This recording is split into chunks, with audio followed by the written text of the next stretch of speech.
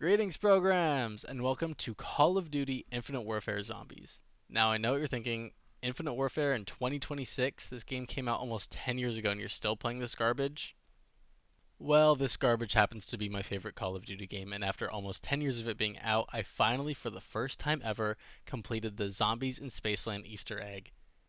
I did use a guide to help me out, but I didn't follow it exactly, and I did make some changes to my run that I thought would benefit me more with the way I like to play and the weapons I like to use. With all that out of the way, here's the run that I finally beat the Zombies in Spaceland Easter egg. Spawning in on round 1, I started out by only knifing zombies. But before that, the first thing was to turn on the power and get out of spawn. After that, I used the $500 you get at the start to buy the cheap but very useful wall buy, the M1. This and turning on the power helped me kill the time it took for the round 1 zombies to break down the boarded windows. This run ended up being my third and final attempt of the night and the stream I was doing this on, so I didn't really care to fully optimize my points because I was kinda tired from already streaming for a couple hours, as well as the energy I had put in from my last attempt, so instead of trying to get some chip damage in with the starting pistol, then meleeing the zombies to maximize my points, I decided to go straight for the melee kills. After killing the last zombie on round 1, I bought the door to the main park area and looked for the first piece of the SETICOM, which ended up being the calculator. Round 2 is where I decided to use my starting pistol to earn that chip damage I mentioned earlier, along with finishing the zombie off with a melee kill for extra points that melee kills give you instead of just shooting them. Even though I wasn't fully optimizing my run in terms of money gain, I still did take my time overall. I ended up getting double points, and that definitely helped me to get some big money early on. I then opened the doors to the rocket trap in the arcade to turn on the power in those areas, and then went through both portals to work on opening Pack-a-Punch.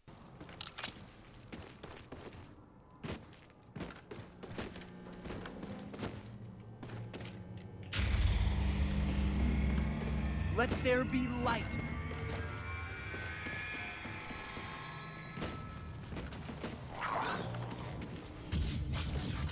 Oh, these sunglasses. That's fine, that's fine. I wonder if these can be Onward!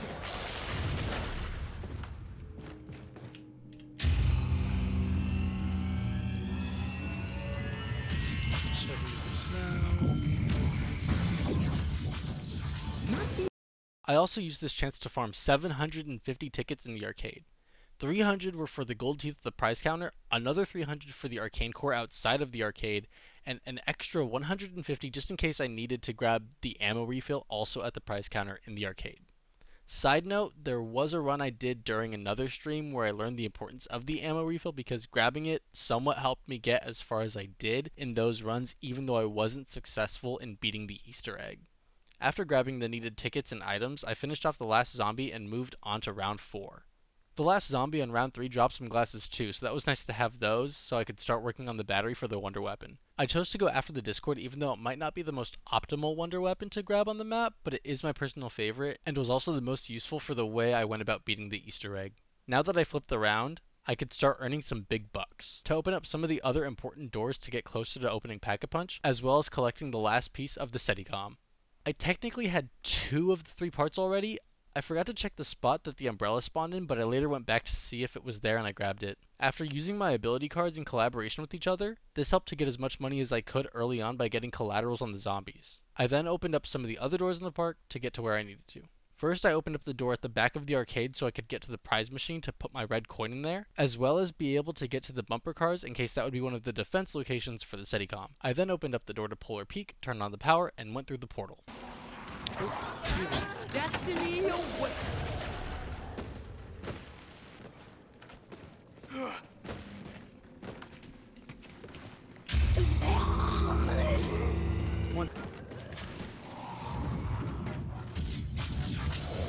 Alright. Ow, that thing just gave me a wedgie. Lastly, I opened the door to the Kepler system, turned on the power, looked for the boo box, which luckily did end up spawning there, and went through the last portal.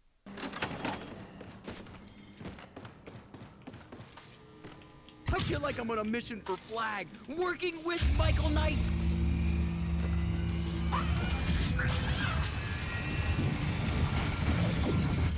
Okay, so I wonder if these can be reconfigured. Going through the last portal opened up Pack-a-Punch, but before I went in, I first grabbed the umbrella that I mentioned earlier. I then went into the portal, into Pack, and activated the UFOs I would need to get a part for the Wonder Weapon. Literally. Either this umbrella is gonna keep my pocket protector dry, or it's gonna act as something far more useful. Perhaps a lightning rod or an antenna? Why are my pants so tight?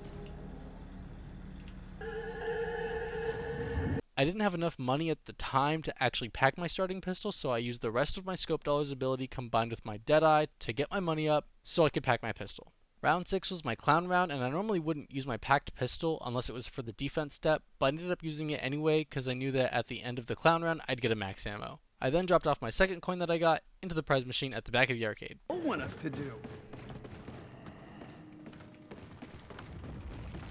Here we go. Just one more.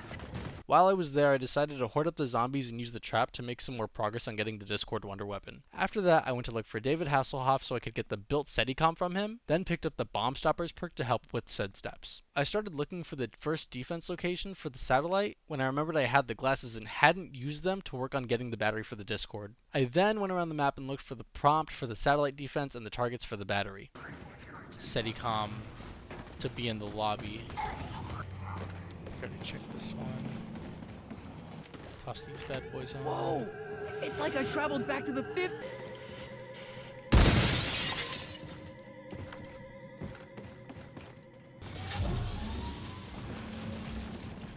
Nothing. Perhaps we should try the portals. Gotta be in here. In between looking for the targets, I decided to get the UFO out of the way to make a little more money. I did get a little unlucky when it came to the target spawn locations because one of the 5 spawn locations ended up in my least favorite spot. And the reason this spot is my least favorite is because it's behind a door that doesn't really need to be opened at all, aside from having all the doors open on the map or just to get to this target. So had it spawned anywhere else, I wouldn't have to pay for that door and could have maybe been further along in the run because of it. Either way, after filling the kill quota for the UFO, I bought the door to get the hidden target that was behind it and was able to get the battery and attached it to the Discord stand. I then found the first defense location at the water park area of the map and started it. The first defense is rarely hard because all you really need for it is the packed starting pistol, but man am I glad I got this location first. Because not only would I probably have failed the run if I had gotten that location either on the second or third step, but it was already hard enough as the first defense step, which was always the easiest. After barely successfully completing the first defense for 60 seconds, I ended the round after depositing my third and last coin into the machine at the back of the arcade and got the disco ball, which was the second piece to build the Discord and attach it to the Discord stand. I went through most of round 9 to earn some more money to grab Tough Enough, and looked for the defense location which I found at the start of Journey into Space.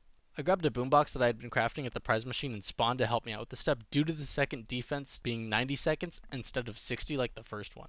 I feel like the boombox is best used for this step because it only lasts for 30 seconds, but when it's out, all the zombies will avoid attacking the satellite completely, and once it blows up, the defense step turns into the first one, with only needing to be defended for 60 seconds. It also limits how many zombies spawn and can give you 3 seconds to breathe once it blows up, which is kinda huge. I don't like using it for the last step, however, and always use the sentry turret instead, because it lasts longer, and as long as you place it in the right spot, it can really put in some work and gives you peace of mind.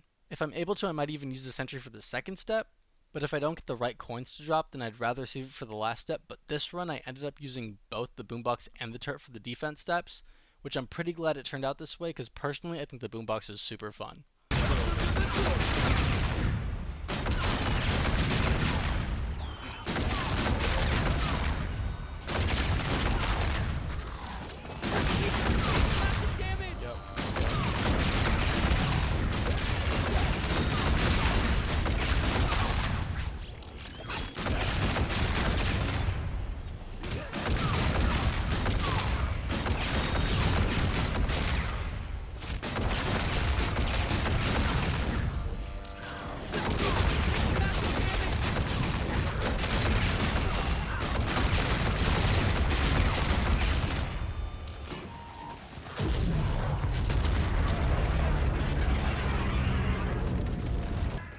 After the second defense step was over, I crafted the turret I had been also working on and grabbed it in preparation for the last defense step and ended the round.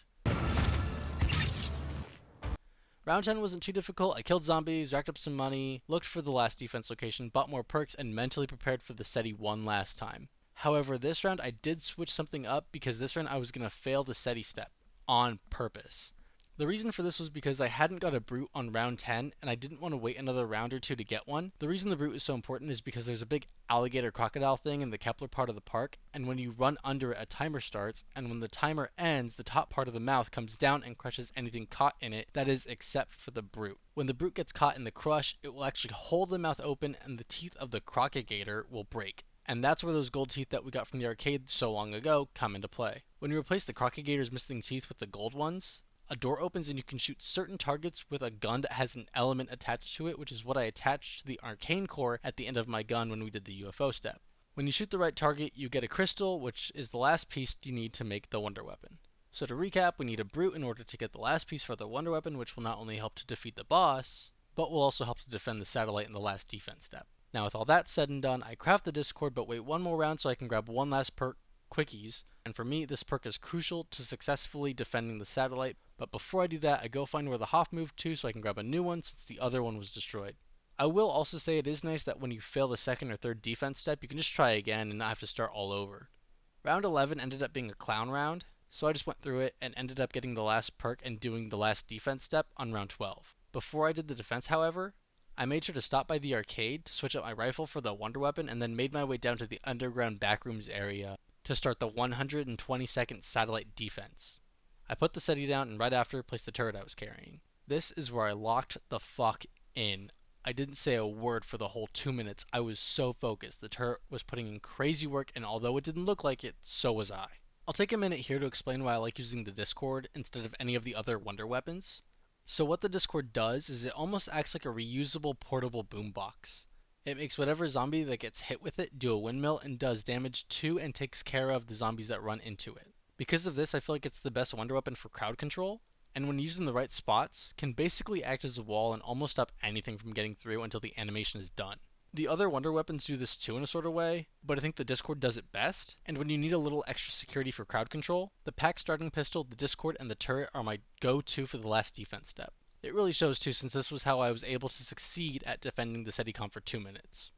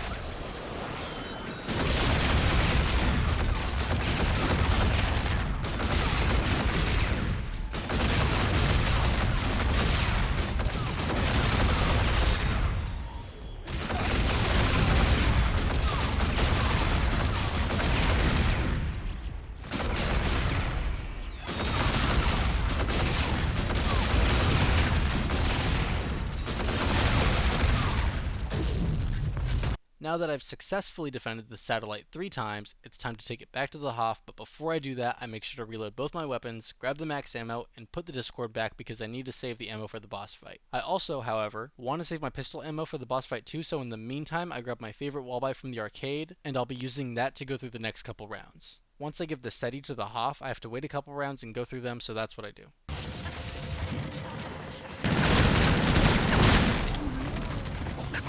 Go. Damn, that thing just gave me a wedgie.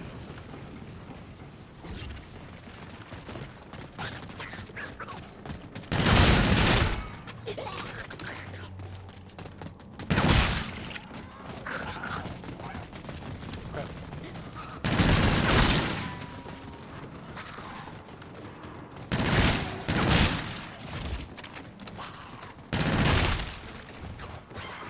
More ammo means greater success.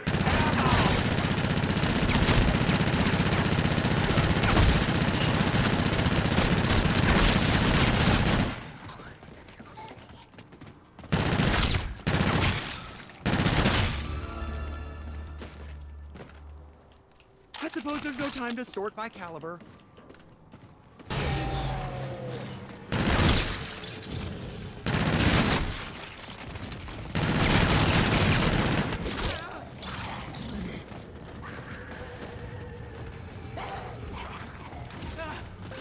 under your butt!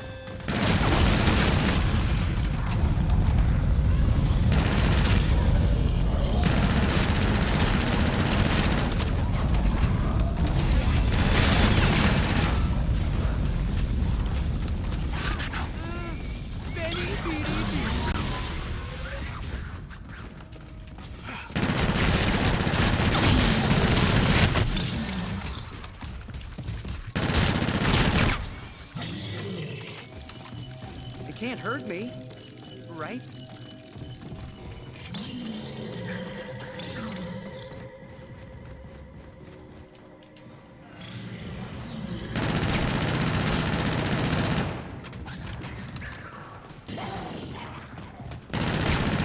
They are, the harder they fall.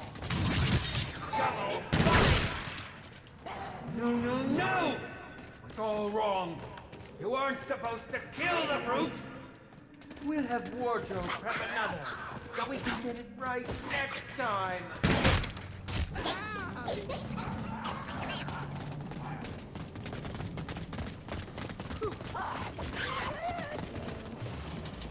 Once I get to the end of round 14, I look for the Hoff, cause he might have changed locations, and see if he's ready and has what I need. Lo and behold, he does. I grab the speakers from him, run back to the arcade, trade out my Wallbot gun for the Discord, place down the speakers at the center of the map, activate them, and start the most intense game of Simon Says in my life. Okay, so blue, green, red, yellow. Let's do... After placing down all 4 speakers, I mentally prepare for what's next, and then activate them. Once the colors show up, I write them down on my hand in the shape of a diamond.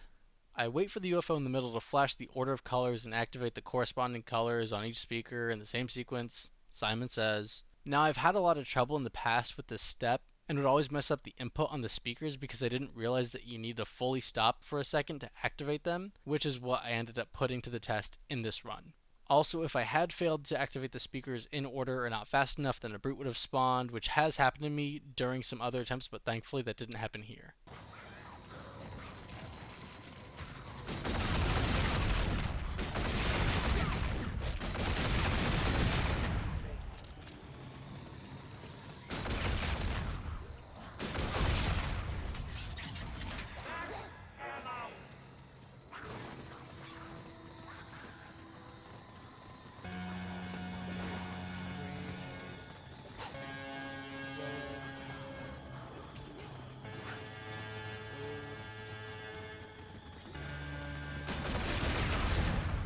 You don't want to eat my brains!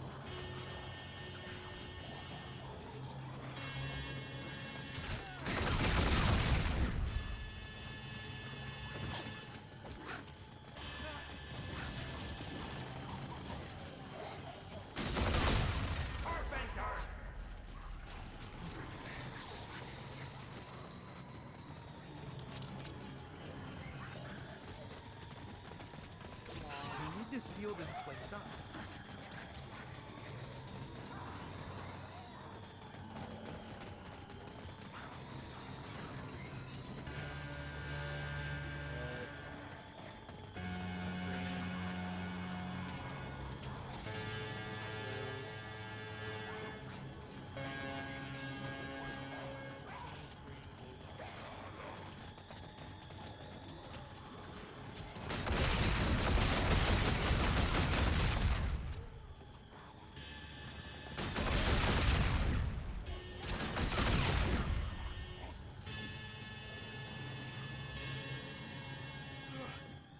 That will get you nothing but dead.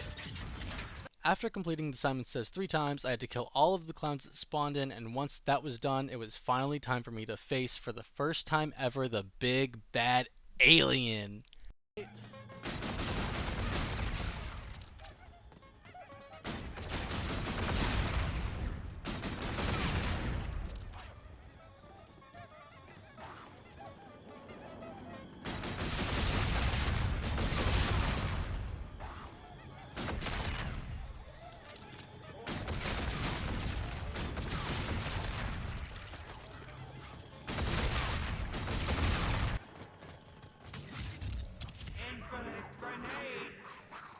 Well, there's a shortage of grenades for a... I showed it a little bit on camera, but I was so excited to finally get this far. Now the way you defeat the alien is pretty much by just shooting him until he goes down. He will then create a force field around himself, wait for it to disappear, melee attacking him to get rid of the fuses on his backpack, and repeat. If you don't mess this up, you'll only have to do this like 3 times. The first 2 times are to get rid of both fuses, and the last time to take him down for good. And even though it was my first time doing this, I didn't mess it up, which is kind of crazy to believe. Chat, I'm sorry.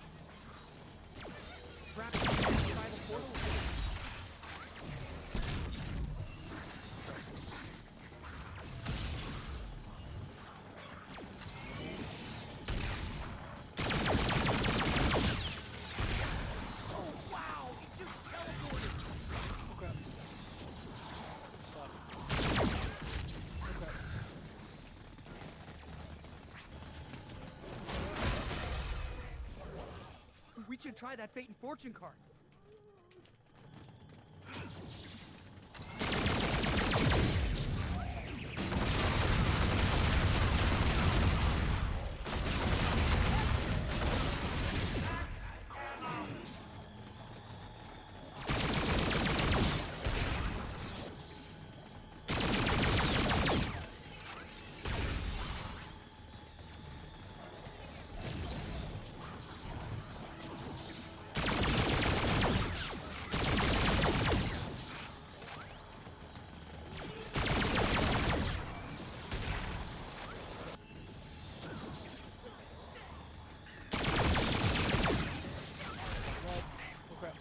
I'm on red.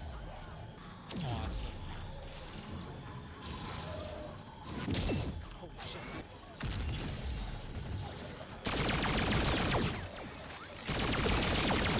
Wow, he just teleported.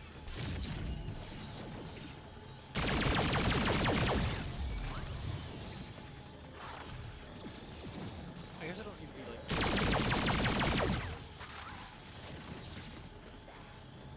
Oh, fuck. I'm running low on ammo.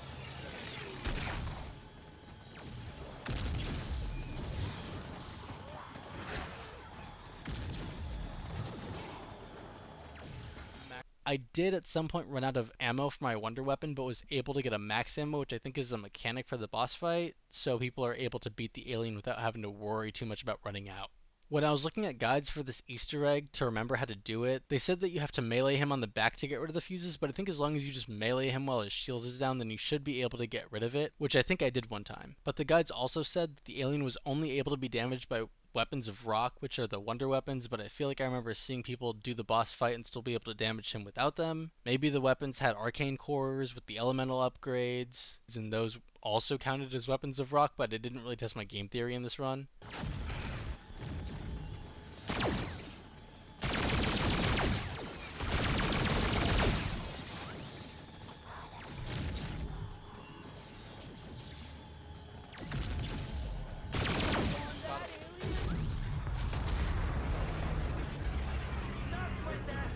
And after taking down the alien's health 3 times, I did it. I finally faced and took down the alien boss, but that's not the end of the Easter egg. I still had 2 more steps to do. I had to take down the UFO that was still in the sky and grab the soul key. So to take down the UFO, the first thing I had to do was upgrade the Pack-a-Punch machine with the alien fuses I collected from him when he died. Then I upgraded my Discord. That's what it is. Okay, I have to upgrade the Discord. Okay. I knew I could tap the Discord. It's like a dream come true. After upgrading the wonder weapons, I had to shoot the lights on the archway over the bridges to activate the laser on the top of the portal to Pack-a-Punch to shoot down the ship. I activated most of the lights before the UFO was in position, and once it was, I shot the last light and boom. Down and back to Polar Peak went the UFO. With that done, I grabbed the soul key in front of the portal to officially and finally, after 10 years of this game being out, beat the Zombies in Spaceland Easter egg for the first time ever. I didn't end the run there, however. I wanted to try to see how far I could get now that I could double pack my weapons, so I put my Bomb Stoppers perk back, picked up Mule Munchies, which allowed me to hold 3 weapons instead of 2, grabbed my favorite wall buy again, and double packed it along with the starting pistol. A superior firearm.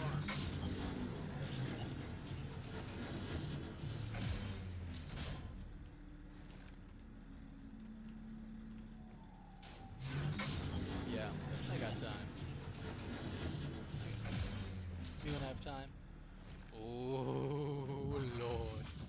After trying to get further into the rounds, I decided to go after another wonder weapon because why not, and decided to go after the face melter, since I had already made some decent progress on the parts while doing some other stuff like the trap for the UFO and grabbing the rocket ship toy.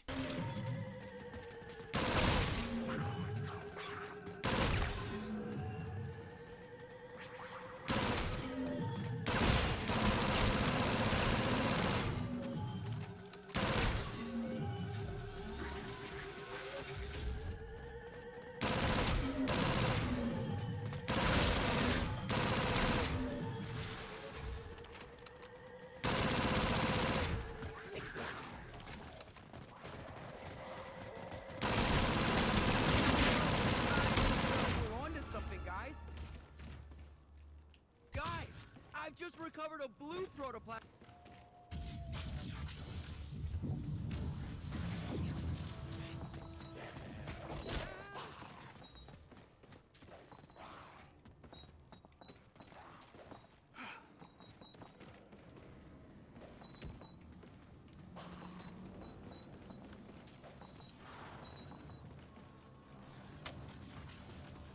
I've just discovered a small power source in the form of a battery with 2 snap connect goes to. Yet.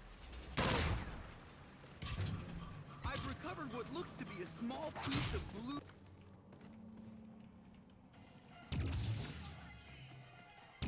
Why don't we try that fake fortune card?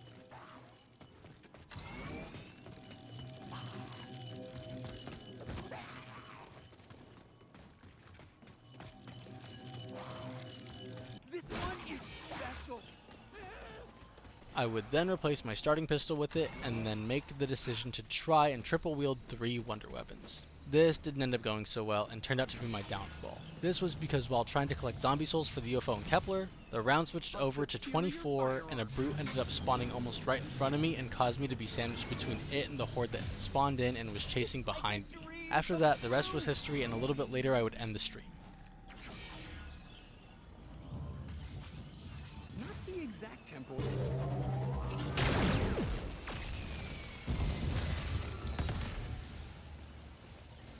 I'll take this.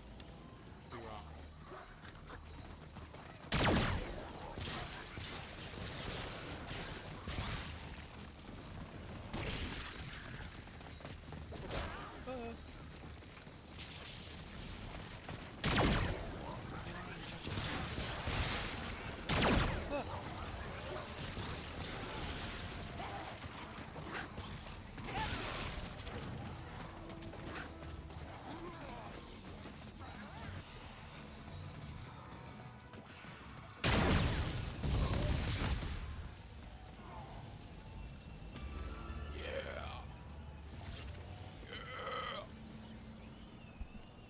This is insane.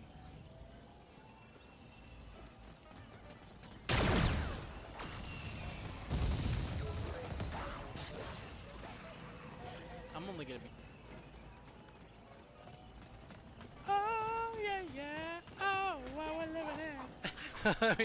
Let me tell you. Virtual insanity. This ought to be a board seat.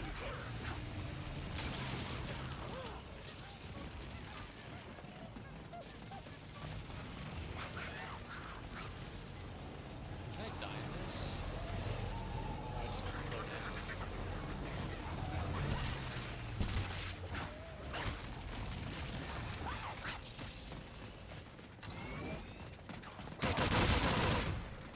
Do I need empty arcane core? Yep.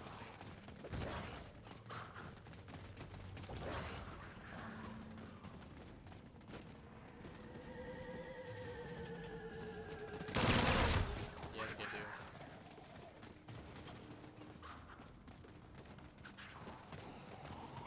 Where'd I get? I got this one, didn't I? I've got to drop this core off. Then things really get out.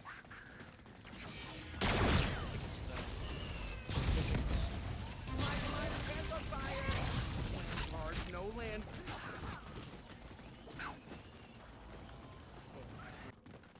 Hopefully I don't die on this thing. That'd be embarrassing.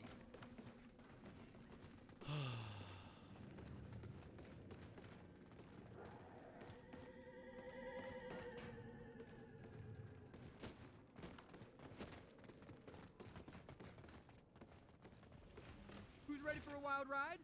This guy.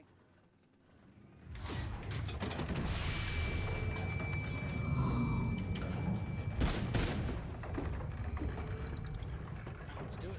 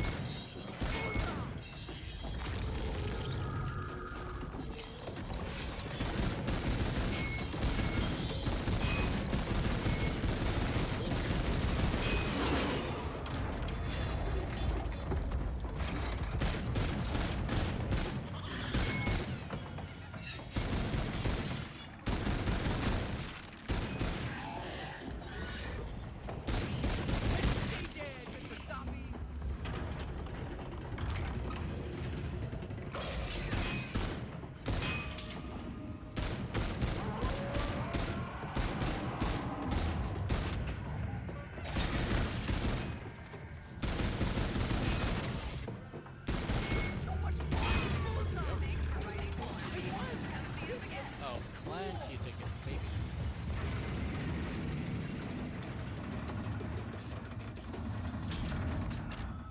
This game is so cool. This game is sick, dude.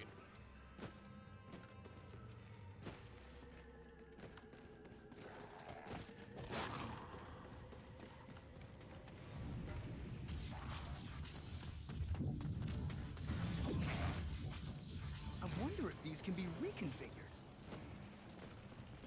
This game is what it says I'm gonna win. This looks like something straight out of a sci-fi film. Now that's a bargain.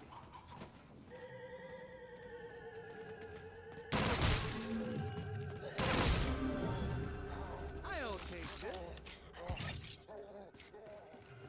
I had a blast doing this Easter egg and really couldn't believe it.